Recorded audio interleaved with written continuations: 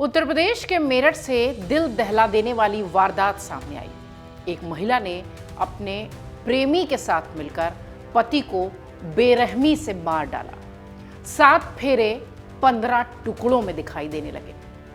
सबूत छिपाने के लिए महिला ने पति के शव के 15 टुकड़े किए और उसे ड्रम में डालकर ऊपर से सीमेंट डाल दिया ताकि वो जम जाए। घटना के बाद महिला अपने प्रेमी के साथ शिमला घूमने भी चली गई। वहां से लौटने के बाद महिला ने ही खुद इस हत्याकांड का खुलासा किया। पुलिस ने इस पूरे मामले में महिला और उसके आरोपी प्रेमी को गिरफ्तार कर लिया है। मेरठ जैसी बर्बर हत्या के मामले कोई पहली बार नहीं आए। इस तरह के मामले पहले भी दर्ज हुए हैं, जहां इंसानियत को शर्मसार करने की इस तरह की घटनाएं सामने आई हैं, रिश्तों को तार-तार करने की इस तरह की घटनाएं सामने आई हैं। और आप सुनकर हैरान रह जाएंगे कि उन घटनाओं में महिलाएं शामिल हैं। उन घटनाओं में परिवार की वो बेटी, वो बहू, वो पत्नी शामिल है, जिस पर कि रिश्तों को निभाने की बड़ी जिम्मेदारी थी। उत्तर प्रदेश के अमरोहा से लेकर महाराष्ट्र के कोल्हापुर और केरल के इदुक्की तक कई ऐसे मामले सामने आ चुके हैं जिनमें महिला आरोपियों ने दरिंदगी की सारी हदें पार कर दी, चौंकाने वाली घटनाओं को अंजाम दिया। मेरठ की इस घटना के साथ ही वो बड़ी घटनाएं भी याद आती हैं जिनमें महिलाएं मुख्य आरोपी रही हैं और इस तरह की निर्मम हत्या परिवार के सदस्यों के साथ, अपनों के साथ करती हुई दिखाई पड़ी है। अमरोहा का वो मामला जिसमें महिला ने प्रेमी के साथ मिलकर पूरे परिवार को मौत के घाट उतार दिया था। अमरोहा के बावनखेड़ी गांव के लोगों के जहन में आज भी 2008 अप्रैल की वो काली खौफनाक रात याद है। दरअसल इस रात अमरोहा में गांव के लोगों ने जो देखा वो किसी सदमे से कम नहीं था। यहाँ एक ही परिवार के 7 सदस्यों की बेरहमी से हत्या हुई थी और इस परिवार की सिर्फ एक महिला शबनम जिंदा बची थी, जिसने गांव वालों को बुलाया और हैवानियत देखकर हर किसी के बदन में सिहरन दौड़ गई। पुलिस ने जब इस पूरे मामले की जांच की तो पता चला कि सभी मृतकों को कोई नशीला पदार्थ दिया गया था, जिसके कारण सभी बेहोश हुए। ऐसे में पुलिस का सीधा शक शबनम पर गया, क्योंकि उसने सोने से पहले रात में सभी के लिए चाय बनाई थी। बाद में जब इस घटना की परतें खुली तो सब हैरान रह गए। हत्या किसी और ने नहीं बल्कि शबनम ने की थी। अपने प्रेमी के साथ अपने परिवार के सदस्यों को मौत के घाट उतार दिया था कुल्हाड़ी से। और इन परिवार के सदस्यों में 8 महीने का एक बच्चा भी शामिल था।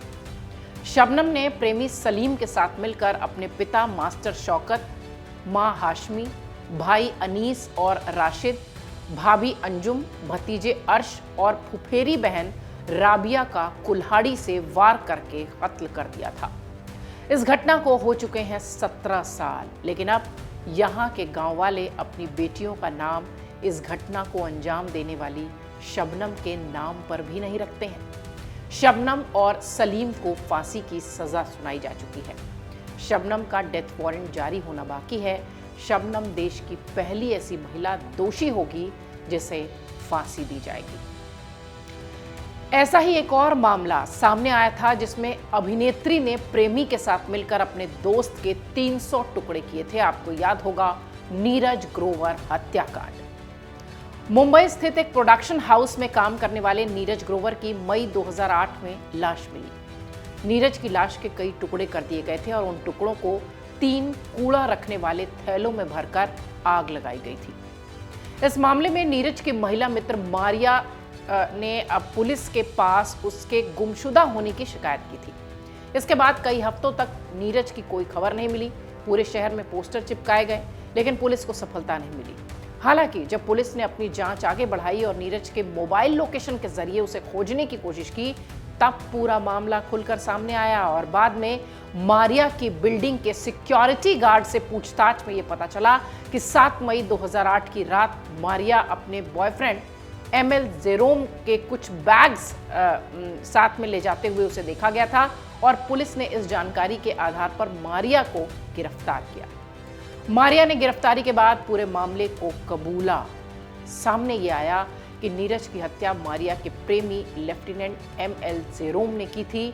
जेरोम का शक था कि नीरज और मारिया के बीच अवैध संबंध थे। मारिया खुद अभिनय की दुनिया में काम तलाश रही थी और कुछ समय से ग्रोवर के अपार्टमेंट में ही रह रही थी, आना जाना था उसका। इस बीच 7 मई 2008 की रात जब मारिया ने नीरज को मिलने के लिए बुलाया तो अचानक उनके फ्लैट पर जेरोम, उस महिला का, मारिया का बॉयफ्रेंड आ गया।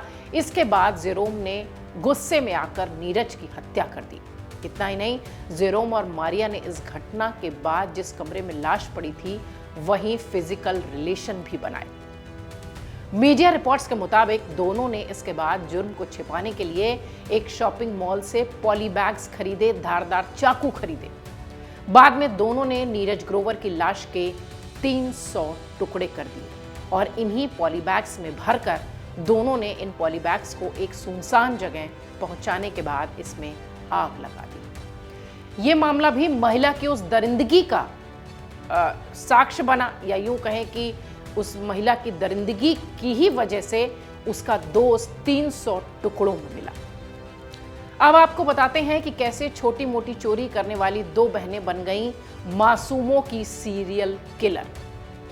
जब भी इस तरह की हत्या से जुड़े महिलाओं के नाम आते हैं तो निश्चित तौर पर यह वाला मामला जरूर सामने आता है, जिसमें कि 2 बहनें सीरियल किलर बन गई थी। रेणुका शिंदे और सीमा गावित 1990 से 1996 के बीच कोल्हापुर जिले में उसके आसपास इलाकों में 13 बच्चों का अपहरण करने और उनमें से 9 की हत्या करने के लिए इन्हें दोषी बताया गया था।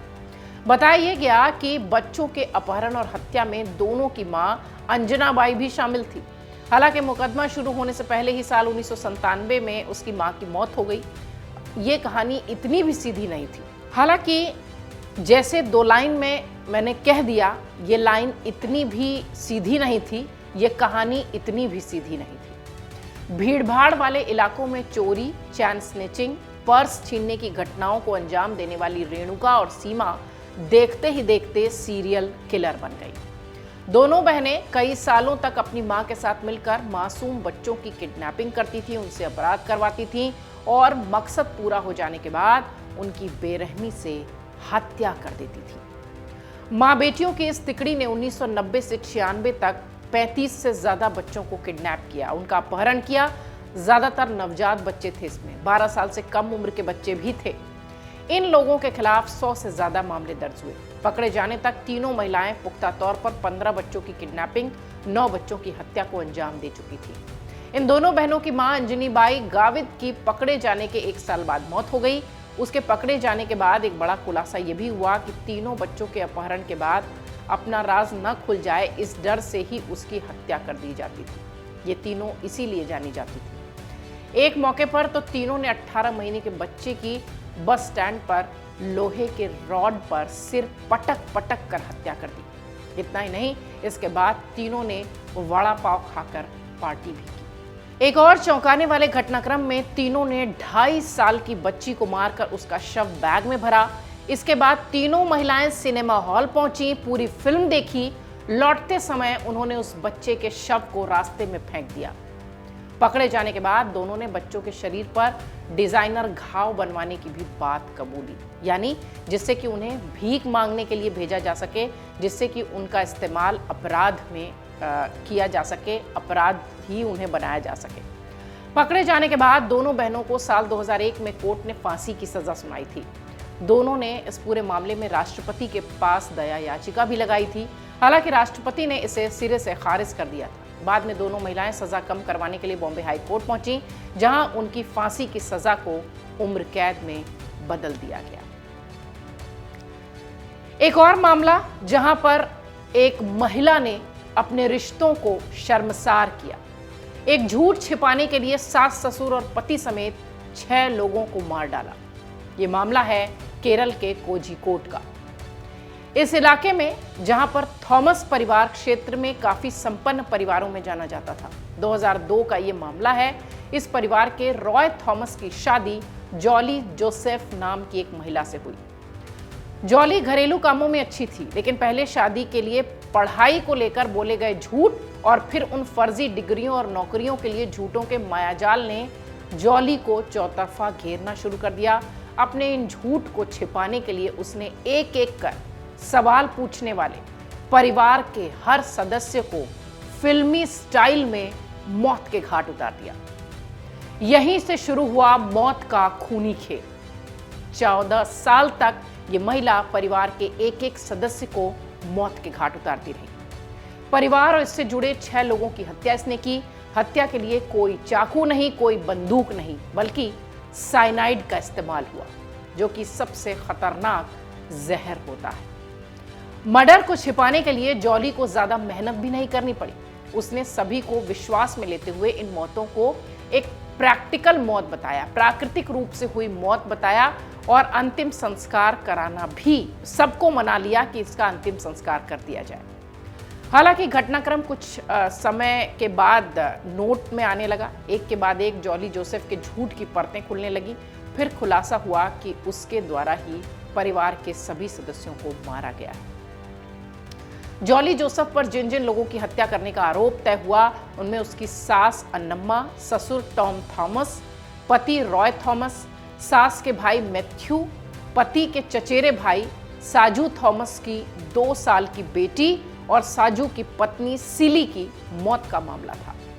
इन सभी हत्याओं में एक चीज कॉमन थी, वो थी साइनाइड। इस तरह के मामले जब सामने आते हैं तो निश्चित तौर पर रूह कपा देते हैं। खासतौर से महिलाएं जब इस तरीके के अपराध को अंजाम देती हैं तो वो सुर्खियों में आती हैं। एक ऐसा ही मामला जो कि पिछले कुछ सालों से सुर्खियों में रहा और पिछले कुछ साल पहले ही वो मामला सामने आया था। कैसे जहर देकर प्रेमिका ने प्रेमी को मार डाला था और वो चर्चित हत्याकांड बन गया। भारत के सबसे चर्चित हत्याकांड में शामिल हो गया शेरोन राज हत्याकांड। यहां तिरुवनंतपुरम में जिला अदालत ने एक 24 साल की युवती को अपने बॉयफ्रेंड की हत्या के मामले में फांसी की सजा सुनाई। युवती ने अक्टूबर 2022 में अपने बॉयफ्रेंड शेरोन राज को आयुर्वेदिक टॉनिक में जहर मिलाकर दे दिया, जिसे पीते ही उसकी मौत हो गई। दरअसल युवती ग्रीष्मा की शादी कहीं और तय हो गई थी, इसलिए उसने अपने प्रेमी से पीछा छुड़ाने के लिए उसकी जान ले ली। उसके चाचा निर्मला कुमारन नायर को हत्या में साथ देने और सबूत मिटाने का दोषी पाया गया। उसे 3 साल की सजा सुनाई गई थी, जबकि युवती की मां को सबूतों के अभाव में बरी कर दिया गया। इस पूरे मामले में अभियोजन पक्ष की तरफ से दिए गए सबूतों और गवाहों ने मामले की परतें खोली। बताया गया कि ग्रीष्मा की शादी नागरकोइल के रहने वाले आर्मी के एक जवान से तय हुई थी। इस वजह से वो अपने प्रेमी शेरोन राज को रिश्ता तोड़ने के लिए कह रही थी, लेकिन शेरोन रिश्ता खत्म नहीं करना चाहता था। 14 अक्टूबर 2022 को ग्रीष्मा ने शेरोन को कन्याकुमारी के अपने घर बुलाया। वहां ग्रीष्मा ने शेरोन को आयुर्वेदिक टॉनिक में पैराक्वाट मिलाकर जहर दे दिया। जैसे ही शेरोन ग्रीष्मा के घर से निकला, उसकी तबीयत बिगड़ी और वो लगातार उल्टी करने लगा। घर वालों से उसे तुरंत हॉस्पिटल में भर्ती करवाया गया। 23 साल के शेरोन की 11 दिन बाद 25 अक्टूबर को अस्पताल में मौत हो गई। इस घटना में चौंकाने वाला खुलासा हुआ। इसके मुताबिक ग्रीष्मा ने पहले भी कई बार शेरोन को मारने की कोशिश की थी। ग्रीष्मा ने शेरोन को जूस में पैरासीटामोल की गोलियां मिलाकर दी थी। शेरोन ने जूस पिया तो उसे कड़वा लगा और उसने थूक दिया, जिससे इसका असर उस पर नहीं हुआ था। लेकिन उसके बाद वो लगातार कोशिश करती रही और एक दिन अपने इस अंजाम को उसने लक्ष्य तक पहुंचाया। ये और इस तरह की तमाम ऐसी घटनाएं हैं जिनमें महिला अपराधी हैं और उन्होंने इस तरह के जघन्य अपराध को किया है। मेरठ के इस मामले के बाद ये बड़े मामले भी एक बार फिर सबके जहन में ताजा हो गए हैं।